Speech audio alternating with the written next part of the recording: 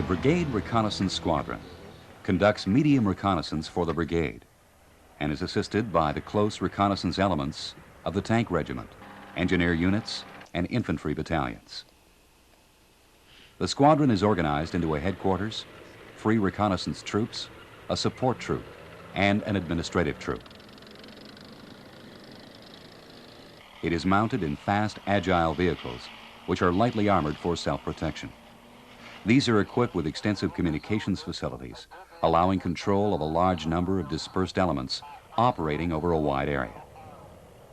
The firepower and protection limitations of the command and reconnaissance APC do not permit the squadron to engage in close combat operations with armored enemy reconnaissance elements or main force organizations. The tactics employed by the squadron are constrained by these limitations and necessarily only involve observing, reporting, maintaining contact, and providing warning. To accomplish more, tanks, artillery, anti-armor, and infantry weapons must be grouped in support of its activities. The squadron headquarters contains the personnel and equipment required for the command and control of the squadron, and any elements placed under command or in support of its operations. It collects, verifies, and briefly collates information, then passes it on to the brigade headquarters. The headquarters functions under the direction of the battle captain, who is responsible for its layout, defense, and general activity. The core of the squadron headquarters is the command post complex, which is made up of the operations and intelligence APCs. The CP complex operates under the detailed direction of the battle captain, who is assisted by the operations warrant officer, the signal sergeant, the intelligence sergeant, and, when available, the squadron liaison officer. The battle captain functions as the primary duty officer in the squadron CP, drafts operational staff work, stages orders groups, and generally assists the squadron commander with all aspects relating to the operational function of the squadron. The operations warrant officer runs the command posts and generally assists the battle captain by looking after the detailed security of the headquarters, preparing duty rosters, and organizing personnel for moves. He's also employed on a shift in the command post.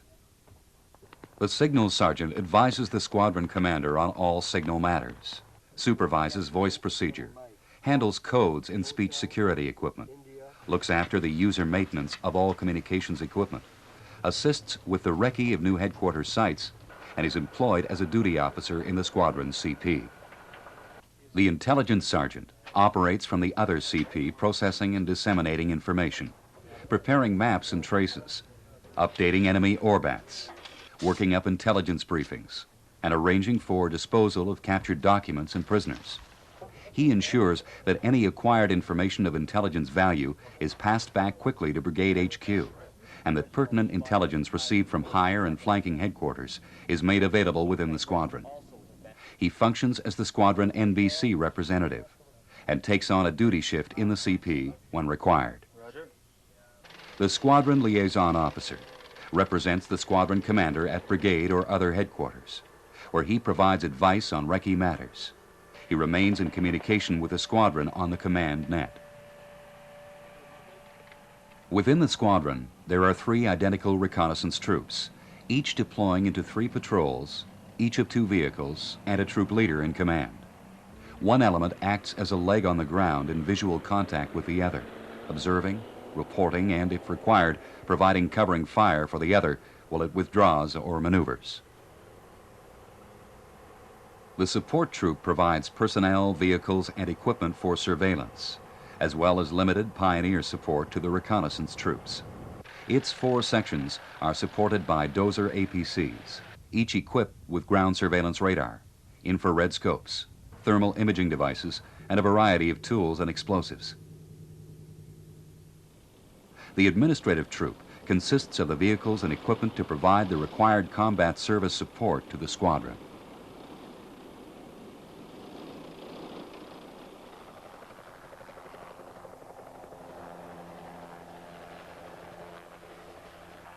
Helicopters from the assigned observation squadron will normally be grouped in direct support. Wherever possible, they operate in pairs as fully integrated members of the ground patrol team. They function in a manner similar to the vehicle patrols and are mainly used to recce areas that the patrols cannot easily penetrate.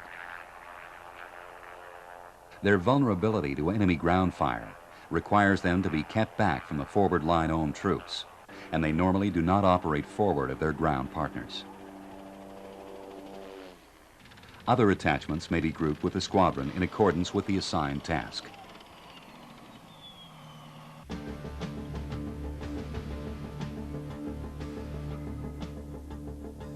The squadron's movement on the battlefield is carefully controlled and coordinated by measures which can be easily referred to on the radio.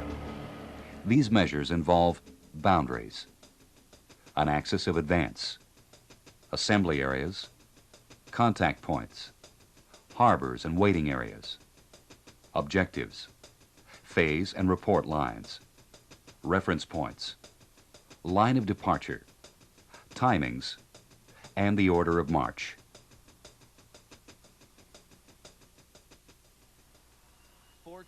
This is 4-2 Charlie. The primary means of communication is by combat net radio.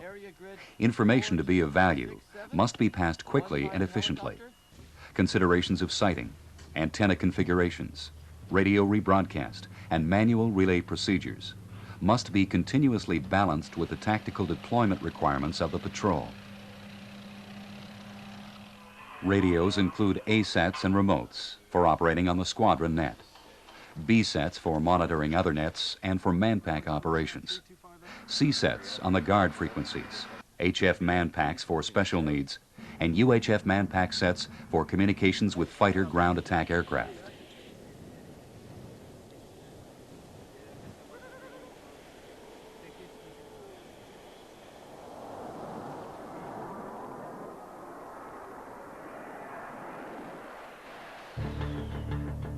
The squadron administrative troop is organized into an A1 echelon, an A2 echelon, and a B echelon. The A1 echelon contains those elements required for the immediate resupply of troops in combat. It is normally commanded by the squadron sergeant major and moves in close proximity to F echelon. A1 echelon can function as a single entity or be split up to operate in different locations, delivering combat supplies to F echelon elements. Once the F echelon has been resupplied, the A1 echelon replenishes its holdings by exchanging empty for full vehicles at an RV with the A2 echelon.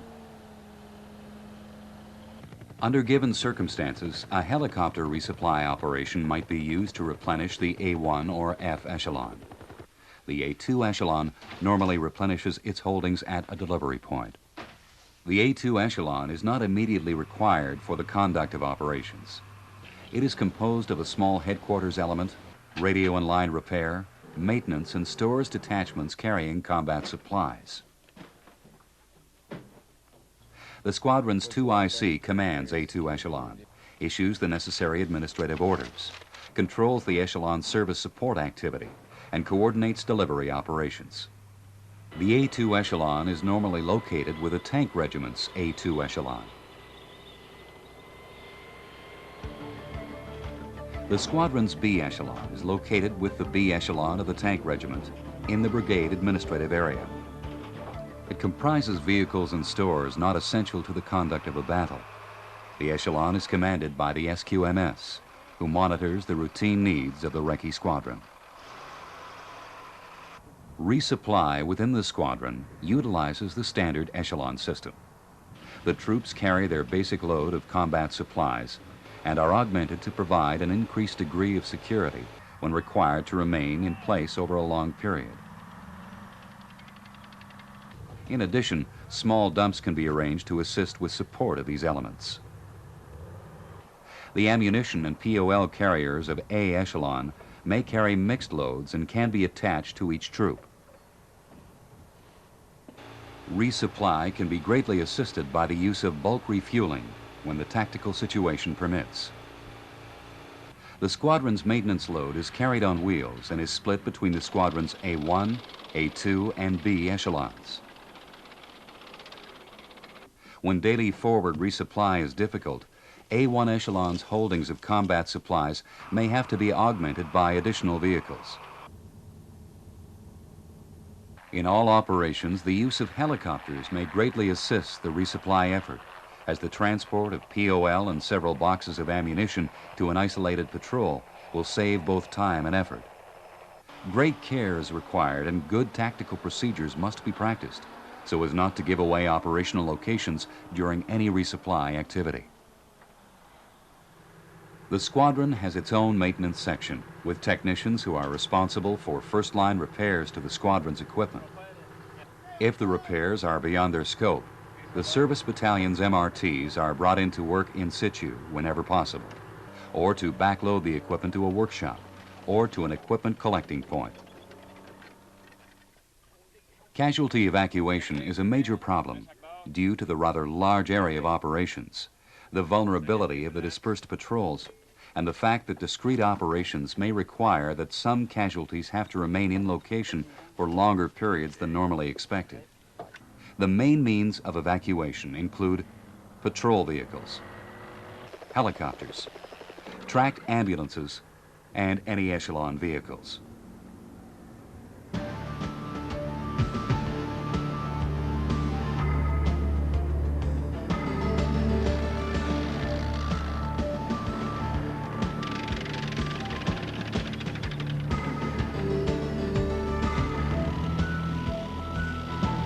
The Brigade Reconnaissance Squadron is very mobile with excellent communications, some armored protection, and very limited firepower.